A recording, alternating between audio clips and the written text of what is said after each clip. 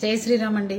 ఇవాళ మంచి మాట ఏంటి అంటే బాబా గారు చెప్పింది, నది అంటుందిట, నన్ను చూడండి, ఎన్ని ఎత్తు పొలాలున్నా, ఎన్ని రాళ్లున్నా, కొండలున్నా, ఎన్ని మలుపులున్నా ఎక్కడా నేను ఆగకుండా ఏదో ఒక దారి వెతుక్కుంటూ ముందుకు సాగిపోతూ గమ్యం చేరతానే తప్ప ఇక్కడ రాయి ఎత్తుగా ఉంది, నాకు మలుపు తిరగడానికి వీలు లేదు, నేను ఆ ఎత్తు నుంచి ప్రవహించలేను అని నేను ఎక్కడ ఆగిపోవట్లేదు. అలాగే మీ జీవితంలో కూడా ఎన్ని కష్టాలు వచ్చినా, ఎన్ని బాధలు వచ్చినా, ఎన్ని అవమానాలు వచ్చినా, ఎంతటి వాళ్ళు అవమానకరంగా మాట్లాడినా మీ గమ్యం చేరేదాకా మీరు ప్రయాణిస్తూనే ఉండాలి. అదే మనిషి చేయాల్సిన కర్తవ్యం అని చెప్తారు బాబాగారు. అలాగే మనకి ఎన్ని బాధలు వచ్చినాయని, ఎవరో కష్టాలు పెట్టారని చెప్పో, ఎవరో మనని కించపరిచారని చెప్పో మీ జీవితాన్ని బాధల్లో ముంచుకోమాకండి.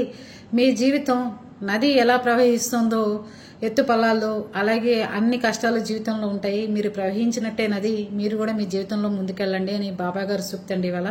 కనుక అందరం అలాగే ఉందాం. జై శ్రీరామ్.